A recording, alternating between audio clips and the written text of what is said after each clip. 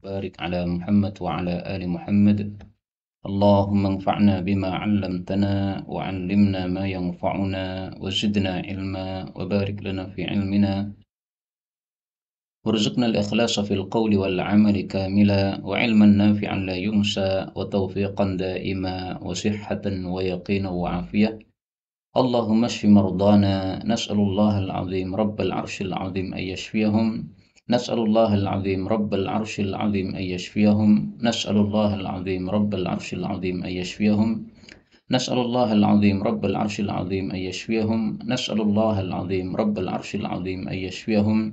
نسأل الله العظيم رب العرش العظيم أن يشفيهم. نسأل الله العظيم رب العرش العظيم أن يشفيهم. وصلى الله وسلم وبارك على النبي محمد والحمد لله رب العالمين. Alhamdulillah, kaum muslimin rahimakumullah.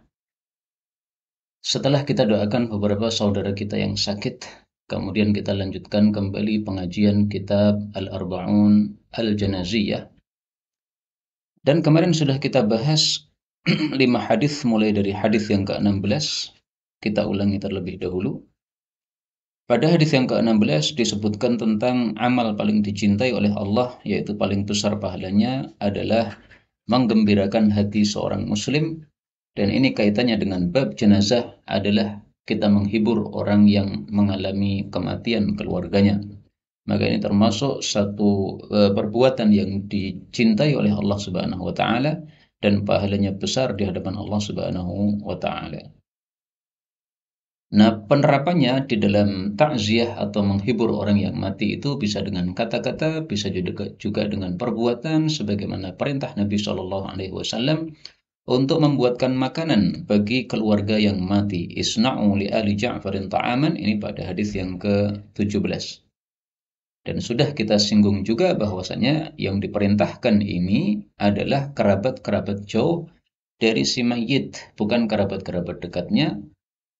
Dan diperintahkan juga tetangga-tetangganya yang ada di sekitarnya untuk memasakkan makanan bagi keluarga si mayit ini. Adapun apabila yang memasak makanan adalah keluarga mayit sendiri, kerabat-kerabat dekatnya, maka ini adalah suatu adat jahiliyah, sebagaimana kebiasaan mereka menentukan hari yang ke-7 dan sebagainya untuk membuat makanan-makanan dan mengundang orang-orang datang ke rumahnya setelah kematian si mayit.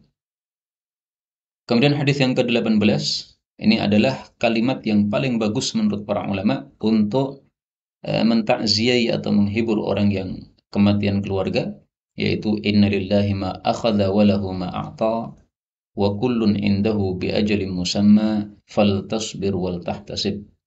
Tapi mentakziai seseorang tidak harus dengan kalimat ini, dengan kalimat apapun yang bisa memberikan yang menjadikan penghiburan terhadap orang yang mengalami kematian keluarga, ini adalah sesuatu yang disunnahkan. Kemudian hadis berikutnya 19, fadilah memandikan jenazah dengan syarat dia menutupi aibnya jenazah maupun juga auratnya jenazah. Kemudian fadilah mengkafani jenazah dan juga fadilah menguburkan jenazah. Menguburkan jenazah tidak disebutkan dalam hadis ini, tapi diriwayatkan dalam Mustadrak Hakim bahwasanya fadilah mengubur jenazah yaitu sama dengan memberikan tempat tinggal kepada jenazah tadi sampai hari kiamat. Ini satu fadilah yang tentu saja sangat-sangat besar karena masanya yang sangat lama seseorang itu berada dalam kubur masing-masing. Kemudian hadis yang ke-20 tentang memandikan jenazah Nabi Muhammad SAW berbeda dari jenazah-jenazah yang lain. Itu karena khususiyah atau keistimewaan bagi baginda Rasul Sallallahu Alaihi Wasallam, sehingga baju beliau tidak dilepas. Adapun jenazah-jenazah yang lain maka hendaklah bajunya dilepas, kemudian dimandikan dalam keadaan tidak berbusana, baru kemudian dipasangkan kafan padanya. Itulah sunnah untuk pemandian jenazah apabila kondisinya normal. Apabila kondisinya tidak normal, maka boleh saja tidak dilepas bajunya sebagaimana yang dilakukan pada Rasulullah SAW. Misalnya kondisi yang tidak memungkinkan untuk dilepas bajunya misalnya, atau kondisi yang membahayakan apabila melepas bajunya misalnya, Atau ada kondisi-kondisi yang lain yang darurat ya, yang tidak mungkin untuk dilakukan, maka itu tentu saja dimaafkan. Baik, kita lanjutkan sekarang al-haditsul hadi wal 20, hadis yang ke-21. An Ummi Athiyyah qalat. Dari Ummu Athiyyah radhiyallahu anha, dia mengatakan, dakhala alaina, masuk kepada kami Rasulullah sallallahu alaihi wasallam. Hina, ketika tuwfiyat, mati, ibnatuhu, putri beliau. Yang dimaksud di sini adalah Zainab, putri Nabi sallallahu alaihi wasallam, yang suaminya adalah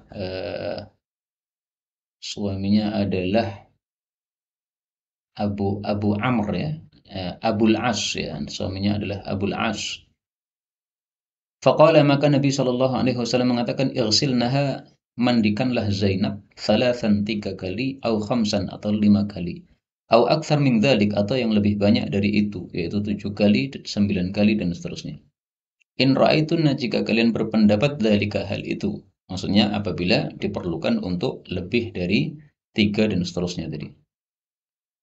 Memandikannya bima'in, dengan air, wasidrin, dicampur dengan daun bidara. Waja'alna, dan letakkanlah, fil akhirati, pada pemandian yang terakhir, kafuran, kafur, au syai', au qala, atau Nabi mengatakan syai'an min kafur, sesuatu dari kafur. Jadi rawinya di sini ragu-ragu apakah Nabi mengatakan kafur atau syai'an min kafur. Fa idza faragtunna, apabila kalian sudah selesai dari memandikan jenazah tadi, fa'adhinnani, maka beritahukanlah kepada saya. Falamma faraghna, maka tatkala kami telah selesai, adzannah, kami pun memberitahu kepada Nabi sallallahu alaihi wasallam. Fa'atana, maka Nabi memberikan kepada kami hiqwahu, sarung beliau. Faqala, lalu beliau mengatakan, asyirnaha, pakaikanlah yang pertama kali kepada Zainab, iyahu, sarung ini. Wa fi lafdhin, dalam satu lafal yang lain, ibda'na, mulailah, bimma yaminiha, dengan bagian kanannya, wa mawadhi'il wudu'i minha, dan anggota-anggota wudu darinya. Hadis muttafaqun alaih. Wa indal Bukhari, dan diriwayatkan oleh Bukhari, fadhafarna, lalu kami kucir, sya'raha, rambutnya, thalathata qurunin, menjadi 3 kuciran atau 3 bagian. Wa alqainaha, dan kami pun meletakkan kuciran tadi, khalfaha, di belakangnya, yaitu di bagian punggungnya. Wa indahuma, dan pada riwayat Bukhari Muslim juga, thalathan au khamsan au sab'an, dibasuh atau dimandikan 3 kali atau 5 kali atau 7 kali. Nah, di sini ada tambahan atau 7 kali, yang tadi tidak ada ya. Au aktsar min dzalik, atau lebih banyak daripada 7 kali tersebut. Kaum muslimin rahimani wa rahimakumullah, hadis ini cukup panjang memang. Karena hadis ini merupakan hadis inti tentang cara memandikan jenazah sesuai sunnah baginda Rasulullah sallallahu alaihi wasallam. Jadi dalam bab-bab fikih itu ada hadis-hadis inti. Misalnya bab tentang wudhu, hadis intinya adalah hadisnya Utsman bin Affan yang mempraktekkan wudhu Rasul sallallahu alaihi wasallam.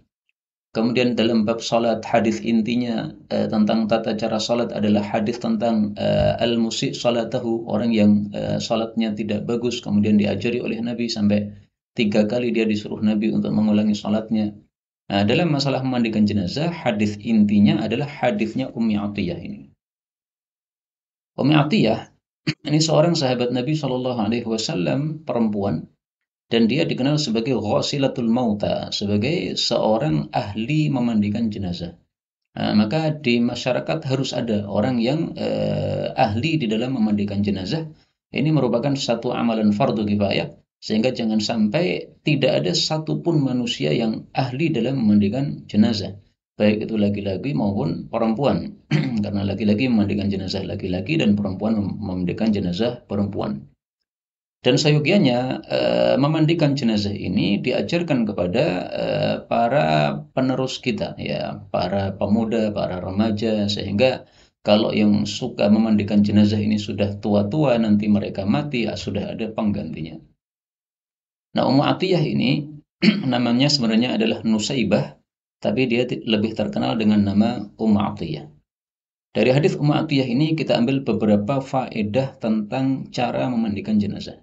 Yang pertama, bahwasanya kalau yang mati adalah jenazah perempuan, maka yang memandikan juga perempuan. Tidak boleh laki-laki memandikannya. Kecuali kalau suami atau istri saling memandikan, maka itu nanti pembahasannya lain lagi. Demikian juga kalau yang mati adalah laki-laki, maka hendaklah yang memandikan jenazahnya juga para laki-laki.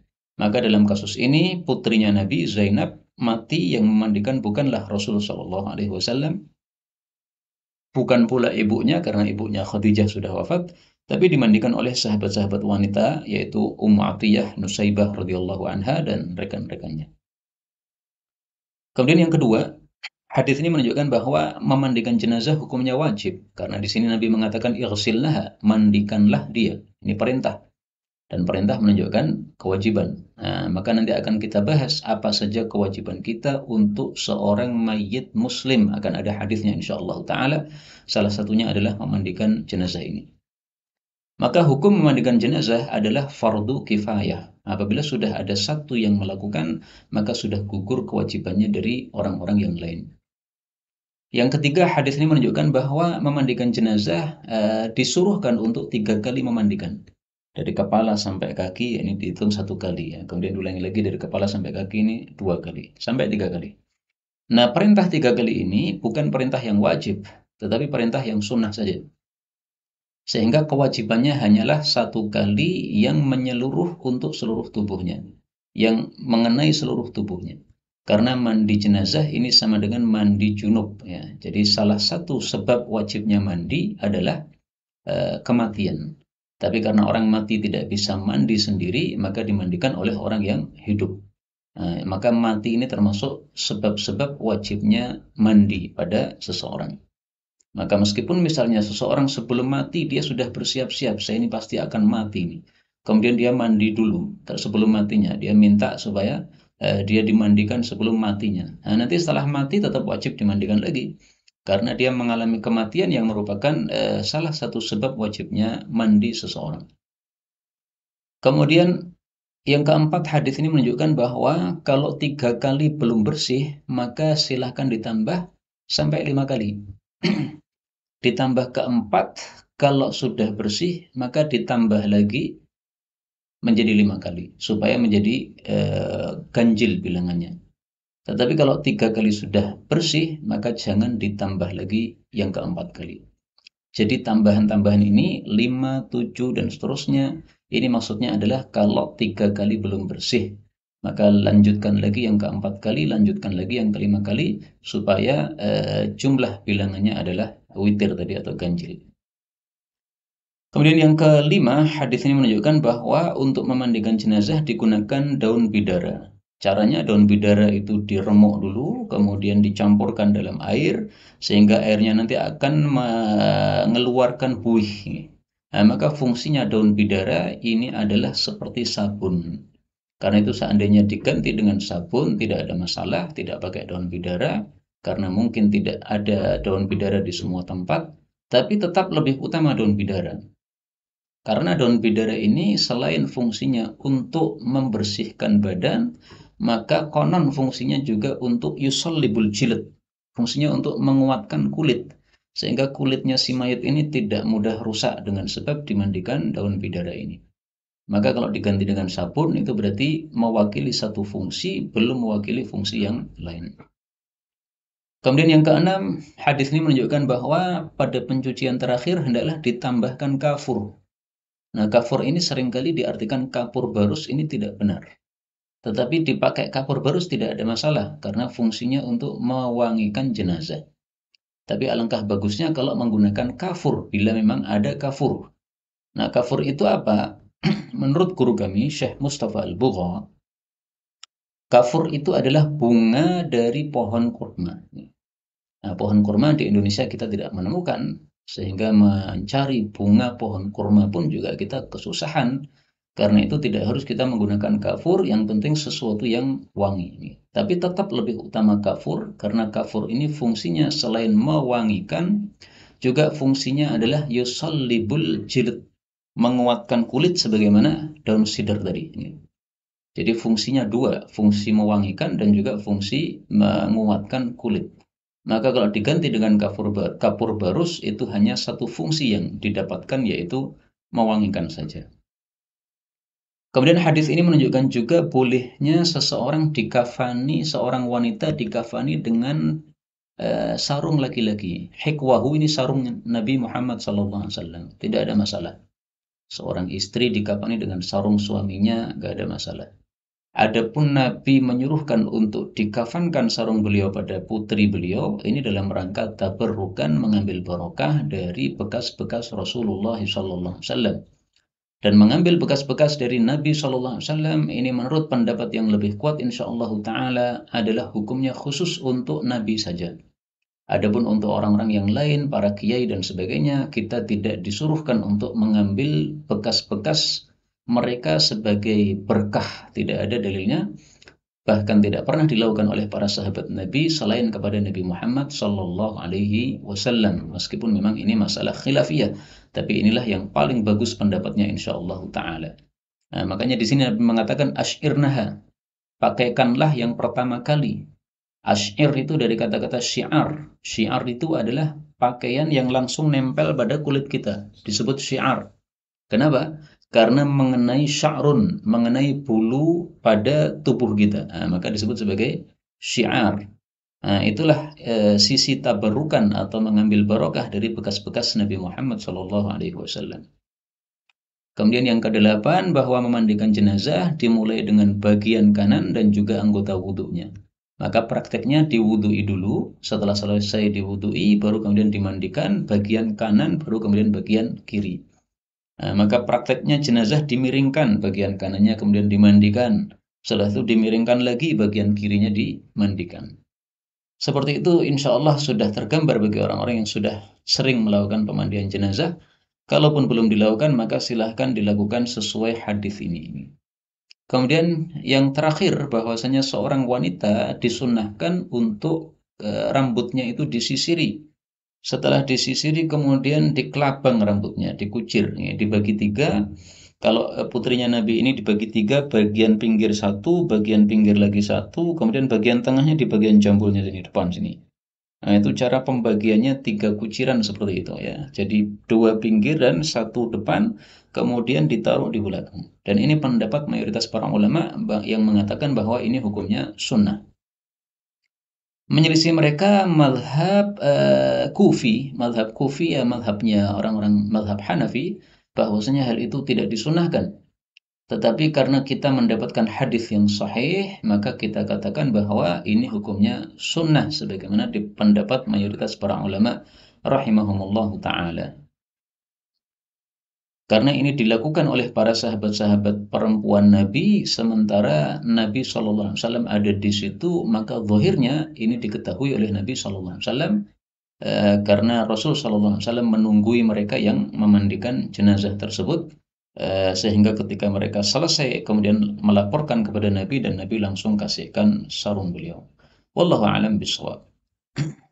Kita lanjutkan hadis berikutnya, al-haditsu tsani wal 20, hadis 22.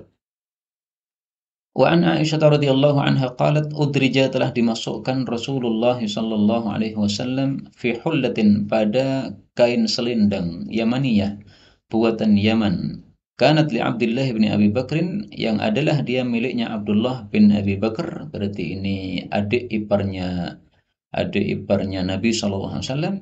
Thumma nuzi'at anhu, kemudian kain itu dicabut dari Nabi sallallahu alaihi wasallam, dilepas dari Nabi sallallahu alaihi wasallam. Hadis diriwayatkan oleh Imam Muslim.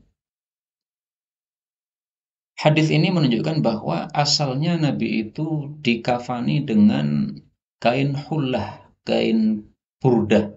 Ya, namanya lain adalah hullah, nama lainnya adalah burdah. Disebutkan dalam hadis yang lain, burdatin yamaniyah, ya, kain burdah buatan Yaman. Nah, setelah itu kemudian dilepas, diganti dengan kain yang lainnya lagi yang berwarna putih, tiga helai. Maka hadis ini menunjukkan bolehnya menggunakan kain burdah yang biasanya tidak berwarna putih untuk mengkafani jenazah, tetapi lebih utama dengan kain putih. Karena itulah setelah kain ini dipasangkan pada Nabi, kemudian dilepas lagi karena kainnya tidak putih total ya. Nabi dipilihkan oleh para sahabat kain yang lebih utama, yaitu kain putih. Tapi tidak ada masalah seandainya kafan itu adalah bukan kain yang berwarna putih. Yang penting menutupi seluruh badannya jenazah. Kemudian hadis ini ada kepanjangan kisahnya sebenarnya. Setelah kain kafan ini batal dipakaikan untuk Nabi SAW, maka pemiliknya yaitu Abdullah bin Abi Bakar akhirnya menyimpan kafan tersebut. Dan dia mengatakan, ini saya siapkan untuk kafan saya kalau saya mati nanti. Setelah itu dia berpikir lagi, Rasulullah saja tidak dikafani dengan ini. Ngapain saya memaksa-maksakan untuk menjadi kain kafan saya? Apa fadilahnya? Tidak ada fadilahnya. Akhirnya kemudian dia sedekahkan supaya mendapatkan pahala dari Allah Subhanahu wa taala. Kita lanjutkan al-hadits ats-tsalits wal 20, hadis 23. Wa an Aisyah radhiyallahu anha qalat Raja'a telah kembali Rasulullah sallallahu alaihi wasallam minal Baqi' dari pekuburan Baqi'.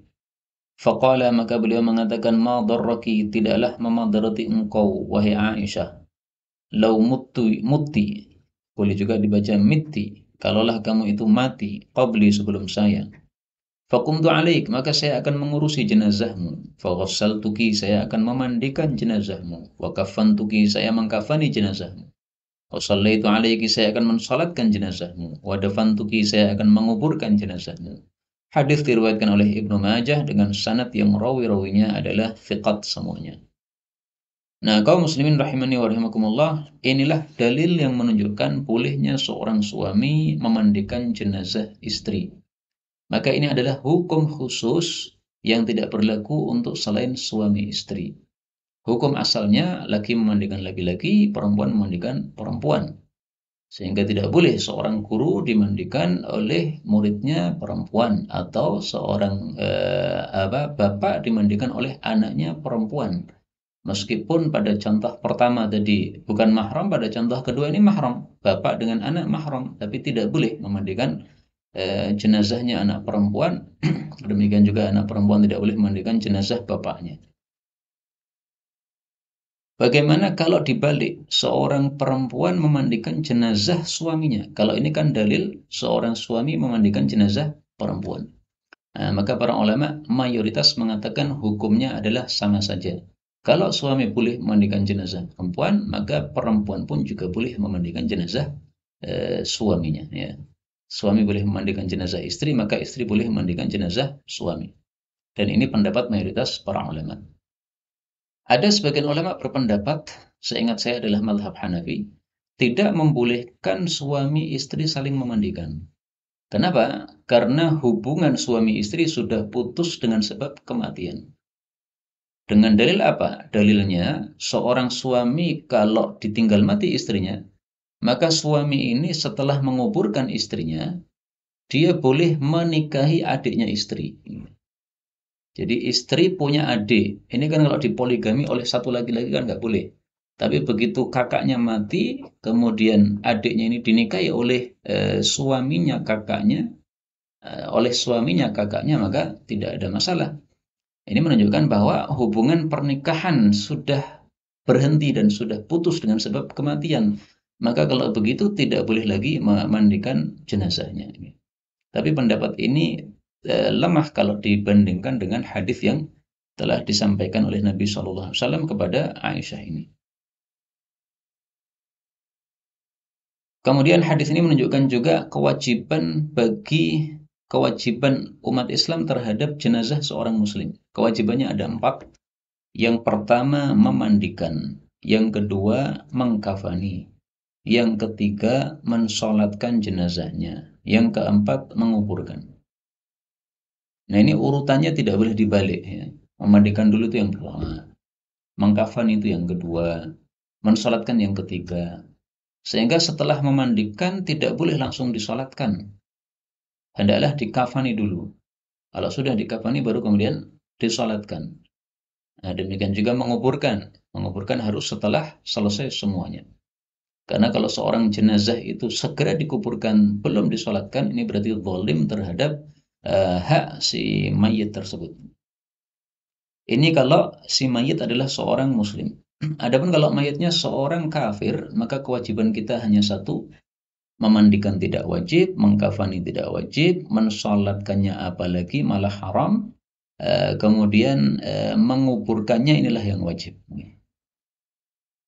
Jadi memandikannya tidak dilakukan karena tidak ada dalilnya. Mengkafaninya juga tidak, mensolatkannya juga tidak. Yang dilakukan hanya satu saja, yaitu menguburkan. Rasulullah Shallallahu Alaihi Wasallam ketika dikabari oleh Ali bin Abi Thalib bahwa bapaknya wafat, yaitu Abu Talib, Ali bin Abi Thalib mengatakan, "Ya Rasulullah, inna ammaka syaikhad dhal qad mat." Wahai Rasulullah, sesungguhnya pamanmu, orang tua yang tersesat itu, orang tua yang sesat itu sudah mati sekarang. Nah, jadi dia sebut bapaknya dengan apa? Orang tua yang sesat, karena matinya mati kafir. Na'udzubillahi min syarri dzalik. Nah, maka Rasul Shallallahu Alaihi Wasallam dikabari seperti itu, beliau mengatakan, "Idhab, pergilah wahai Ali, fawari abak." Maka tutupilah bapakmu, maksudnya dikuburkan, ya, disuruh menguburkan. Maka Nabi tidak memerintahkan memandikan, mengkafani, mensolatkan, tapi hanya satu yang diperintahkan oleh Nabi, yaitu menguburkan saja. Bahkan para ulama mengatakan cara menguburkan jenazah kafir itu tidak perlu dimuliakan dengan dimasukkan perlahan-lahan. Boleh saja dilemparkan langsung ke dalam lubang kuburan tersebut. Karena orang kafir ketika mati kafir sudah tidak memiliki kehormatan sama sekali. Tapi ketika dia masih hidup, masih memiliki kehormatan ya, sebagai manusia, apalagi sebagai tetangga, maka kita harus menghormatinya sebagai tetangga kita. Tapi kalau sudah mati, maka sudah tidak ada lagi penghormatan terhadap orang kafir tersebut, karena dia sudah dipastikan termasuk ashabul jahim, penghuni neraka jahanam, karena mati dalam keadaan kafir. Na'udzubillahi min syarri dzalik. Kemudian dalam hadis ini disebutkan kata-kata al-baqi. Baqi ini adalah tempat pekuburan penduduk Madinah, dan ini menunjukkan bahwa orang mati hendaklah dikuburkan pada kuburan yang terpisah dengan orang-orang kafir. Orang muslim hendaklah dikuburkan pada kuburan yang terpisah dengan orang-orang kafir. Maka termasuk satu sunnah yang telah mati di Indonesia ini adalah mengkhususkan penguburan jenazah muslim pada pemakaman pada kuburan jenazah muslim saja. Tapi alhamdulillah akhir-akhir ini sudah banyak yang menghidupkan sunnah ini. Di mana di masa kecil saya dulu saya tidak mendapatkan sama sekali kuburan khusus kaum muslimin. Mungkin ada tapi saya tidak tahu. Tapi akhir-akhir ini kemudian sudah banyak yang membuka lahan pekuburan untuk kaum muslimin. Ada satu hadis dhaif yang mengatakan kalau seorang kafir disiksa dalam kuburannya, maka tetangganya ini akan tersiksa atau terganggu oleh suara siksaan yang ada di sampingnya tadi. Maka ini meskipun hadisnya dhaif ya, tapi ini sesuatu yang masuk akal, sehingga wajarlah kalau semestinya jenazah kafir dengan jenazah muslim ini penguburannya dipisahkan.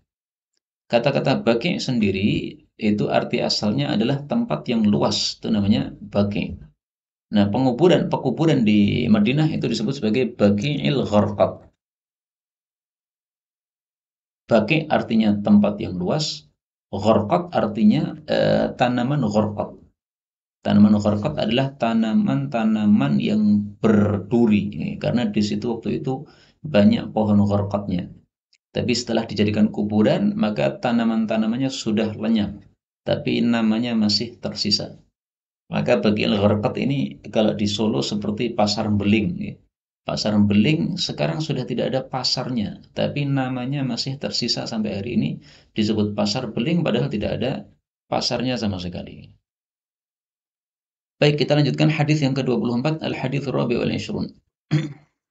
Wa an Ibnu Abbas radhiyallahu anhuma qala qala Rasulullah sallallahu alaihi wasallam, laisa alaikum, tidak ada kewajiban atas kalian fi ghusli mayyitikum, di dalam memandikan mayit kalian, ghuslun, untuk mandi, idza ghassaltumuh, apabila kalian memandikan dia. Fa inna mayyitakum, karena sesungguhnya orang mati kalian, laisa binajas, bukanlah najis. Fahasbukum, maka cukup bagi kalian, antaghsilu aydiyakum, untuk membasuh tangan kalian. Hadis ini sahih sesuai syaratnya Imam Bukhari. Dan perkataan hakim yang mengatakan hadis ini sahih disetujui oleh Al-Imam Az-Zahabi. Ini berarti di sini ada kekurangan ya. Mestinya gini, tambahkan sendiri. Rawahu al-Hakim wa qala. Diriwayatkan oleh Hakim dan dia mengatakan hadis ini sahih, memenuhi syarat Imam Bukhari, dan perkataan Hakim ini disepakati oleh Al-Imam Az-Zahabi rahimahullahu taala. Muslimin rahimakumullah, hadis ini menunjukkan bahwa tidak wajib kita untuk melakukan mandi setelah memandikan jenazah. Jadi perintah Nabi, barang siapa yang sudah memandikan jenazah, hendaklah dia mandi. Barang siapa yang sudah memikul jenazah atau menyentuh jenazah, hendaklah dia berwudu. Itu perintah yang tidak wajib. Perintahnya hanya perintah sunnah saja. Mari saya tampilkan hadisnya. Man ghassala mayyitan falyaghtasil. Barang siapa yang telah memandikan mayit, falyaghtasil, maka hendaklah dia mandi setelah itu. Hadis riwayat Ahmad sahih.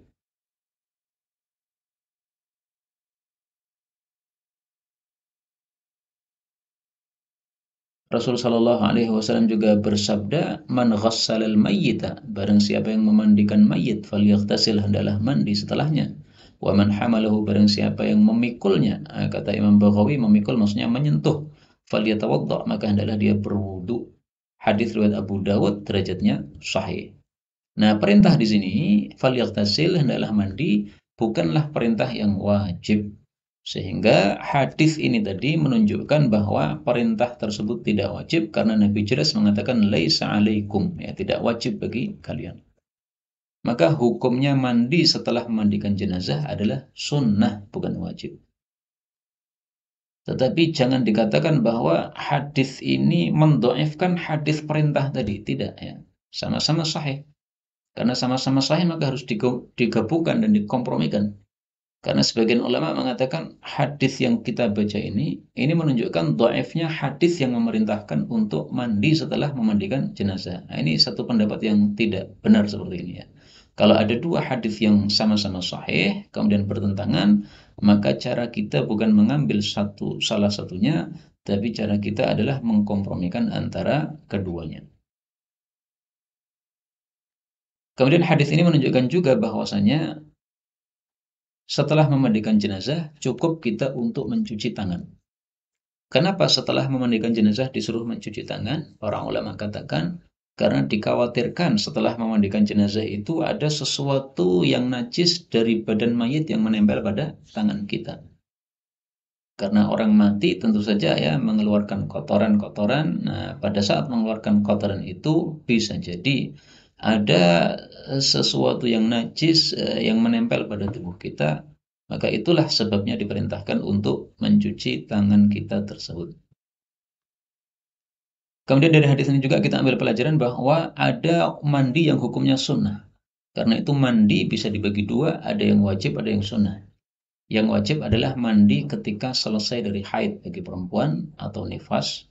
Kemudian yang kedua adalah mandi ketika junub bagi laki-laki maupun perempuan. Nah, inilah dua mandi yang wajib. Selain itu, semuanya adalah mandi-mandi yang sunnah. Misalnya mandi ketika masuk Islam, ini sunnah. Mandi ketika setelah mandikan jenazah, ini sunnah. Mandi ketika akan melakukan ihram, ya, umrah atau haji, itu adalah sunnah. Nah, ada satu hadits dhaif bahwa Nabi Shallallahu Alaihi Wasallam biasanya mandi pada beberapa hal ini. Kana yaghtasil yaumul Jum'ah. Nabi biasanya mandi hari Jumat. Ini juga sunnah, tidak wajib. Wa yaumal fitri, juga Idul Fitri. Wa yaumal adha, juga Idul Adha. Yauman Nahar. Wa yaum Arafah, juga di hari Arafah tanggal 9 Dzulhijjah. Hadis riwayat Ibnu Majah, derajatnya adalah dhaif. Maka hadis yang disebutkan di sini adalah derajatnya dhaif, tetapi memang hukumnya menurut para ulama fikih itu adalah mandi-mandi yang sunnah. Disunahkan mandi pada hari-hari tersebut itu karena akan melakukan perkumpulan dengan orang-orang yang banyak, maka jangan sampai kita membawa bau yang tidak enak sehingga mengganggu saudara-saudara kita sesama muslim yang berkumpul dengan kita. Kemudian kita lanjutkan hadis berikutnya. Hadis terakhir pada pertemuan kali ini, al-haditsul khamis wal 20, hadis 25. Wa an Anas radhiyallahu anhu qala qala Rasulullah sallallahu alaihi wasallam, idza waliya, apabila mengurusi ahadukum, salah satu kalian, akhahu, saudaranya, maksudnya saudara sesama muslim, falyuhassin. Nah, di sini tertulis falyuhsin, diganti aja ya. Ini salah. Mestinya falyuhassin. Maka hendaklah dia membaguskan kafanahu, kafannya. Fa innahum, karena sesungguhnya mereka, yaitu para mayit, yub'atsun, akan dibangkitkan fi akfanihim, dalam kafan-kafan mereka. Wa yatazawarun, dan mereka saling ziarah fi akfanihim, pada kafan-kafan mereka. Hadis diriwayatkan oleh Al-Khatib, dan hadis ini derajatnya sahih. Ya, maksudnya di sini adalah sahih li ghairihi, ya. Sahih karena dikuatkan oleh hadis yang semakna dengannya. Tapi sanadnya sendiri sebenarnya dhaif. Muslimin rahimakumullah, hadis ini menunjukkan bahwa mengkafani mayit hendaklah diperbagus. Apa yang dimaksud membaguskan kafan ini? Yang dimaksud membaguskan kafan adalah kita memilih kain kafan yang bersih, dan kita memilih kain kafan yang putih, dan kita memilih kain kafan yang halal, sehingga jangan diambilkan dari kafan curian misalnya. Kemudian memilih kain kafan yang menutupi seluruh tubuhnya. Kalau tidak menutupi seluruh tubuhnya berarti tidak membaguskan. Nah, ini adalah maksud dari kata-kata falyuhassin, membaguskan kafanahu, kain kafannya. Hadis ini boleh juga dibaca dengan fa yang disukun, kafnahu. Kalau dibaca dengan fa yang disukun, kafnahu, maka terjemahnya berubah. Falyuhassin, hendaklah dia membaguskan kafnahu, pengkafanan terhadap si mayit tadi. Tapi kalau kafanahu, kain kafannya. Nah, berarti maknanya berbeda ya. Membaguskan kain kafannya yaitu tadi dipilih yang putih, yang bersih, yang halal, yang menutupi seluruh auratnya. Kemudian kalau laki-laki jangan dipakaikan sutra, karena sutra haram bagi laki-laki. Kalau bagi perempuan maka hukumnya makruh, karena dia sudah tidak perlu berhias untuk suaminya lagi setelah dia mati tersebut. Tapi ketika masih hidup, tidak ada masalah seorang perempuan memakai baju sutra untuk berhias kepada suaminya. Nah, kalau dibaca falyuhassin kafnahu, hendaklah membaguskan pengkafanannya. Nah, maka maksudnya pemasangan kafannya itu harus bagus, yang rapat, yang menutupi auratnya, yang rapi, sehingga melihat jenazah yang dikafani tadi, orang melihat wah ini pengkafanannya rapi ya, tidak amburadul dalam mengkafaninya. Nah, maka untuk mengkafani memang perlu ada teorinya yang dipelajari supaya betul-betul bagus pengkafanannya dan manfaat untuk si mayit, karena kafannya rapat sehingga tidak akan menampakkan auratnya. Kemudian hadis ini menunjukkan juga bahwa orang mati nanti akan dibangkitkan memakai kafan-kafan mereka masing-masing. Nah, ini tidak bertentangan dengan hadis yang menunjukkan bahwa orang dikumpulkan oleh Allah di padang mahsyar ke dalam keadaan telanjang. Karena hadis ini sahih sehingga harus dikompromikan dengan hadis tersebut. Maka kesimpulannya orang mati akan dibangkitkan oleh Allah dalam kondisi pakai baju. Tapi setelah itu kumpul di padang mahsyar. Nah, pada saat kumpul di padang mahsyar itulah sudah dilepas bajunya oleh Allah Subhanahu wa taala semuanya. Kemudian hadis ini menunjukkan juga bahwa orang mati bisa saling ziarah. Nah, saling ziarahnya memakai kafan yang mereka pakai. Nah, ini tidak bertentangan dengan kondisi yang kita lihat bahwasanya orang mati kalau sudah dikuburkan di dalam bumi, nanti kafannya akan robek-robek, akan dimakan ulat. Ini tidak bertentangan dengan hadis ini. Karena hadis ini bicara alam gaib, sementara yang kita lihat itu adalah alam nyata. Nah, maka tidak bisa kita katakan bahwa kalau kafannya sudah dimakan ulat berarti mereka saling berziarah dengan telanjang karena tidak punya lagi kafan. Tidak seperti itu. Ya, ini tetap berlaku berziarah menggunakan kafan ini sampai mereka dibangkitkan oleh Allah Subhanahu wa taala. Dan ini termasuk alam yang gaib yang kita wajib percaya terhadap sabda baginda Rasul sallallahu alaihi wasallam tanpa harus menilainya dengan akal kita. Kalau masuk akal diterima, kalau tidak seperti itu. Ya, iman itu adalah dengan hati bukan dengan akal kita. Inilah kaum muslimin rahimani wa rahimakumullah yang dapat kita pelajari dari hadis-hadis ini. benarnya dari Allah Ta'ala. Kalaupun ada salahnya, fa astaghfirullahal azim li wa lakum walhamdulillahi rabbil alamin. Kemudian di sini ada pertanyaan, mengkafani di sini maksudnya memakaikan kain kafan apa membelikan kain kafannya?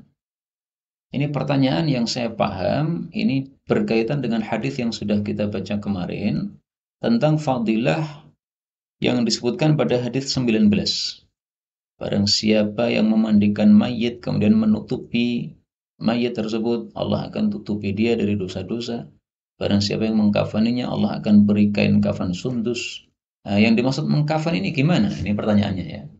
Apakah membelikan kain kafan ataukah memasangkan kain kafan? Bisa jadi dua-duanya. Karena orang yang memasangkan kafan itu disebut kafanahu, mengkafani. Sementara orang yang membelikan kain kafan itu juga bisa disebut sebagai kafanahu. Tapi biasanya rata-rata kain kafan itu diambilkan dari harta mayit atau dari warisan si mayit. Karena para ulama mengatakan al-kafanu min ra'si malil mayit, min ra'si min jami'i malil mayit. Jadi kain kafan itu diambilkan dari harta yang ditinggalkan oleh si mayit, harta warisannya. Nah, karena itulah dalam pembahasan tentang warisan para ulama katakan sebelum uang dibagi sebagai untuk ahli warisnya, maka terlebih dahulu dilakukan satu mengkafani si mayit dan menyelesaikan penguburan jenazahnya. Biayanya diambilkan dari harta warisan tadi. Kalau ada yang lain ya silahkan tanpa diambil dari harta warisan nggak ada masalah. Misalnya kalau di Indonesia biasanya kan ada sumbangan-sumbangan ya untuk keluarga mayit. Nah, pengurusan jenazahnya diambilkan dari sumbangan tadi tidak ada masalah. Tapi ketika tidak ada yang memberikan sumbangan untuk hal itu, maka hendaklah diambilkan dari warisannya. Setelah itu kemudian ditunaikan hutang-hutangnya, kemudian diselesaikan wasiat-wasiatnya. Baru yang terakhir, yang keempat adalah dibagi sebagai warisan. Wallahu a'lam bishawab. Inilah yang dapat disampaikan, benarnya dari Allah Ta'ala. Kalaupun ada salahnya, fa astaghfirullahal azim li wa lakum. Insyaallah pertemuan berikutnya pada pekan yang akan datang. Walhamdulillahirabbil alamin. Wa sallallahu wa sallam wa baraka ala nabi Muhammad. Walhamdulillahirabbil alamin.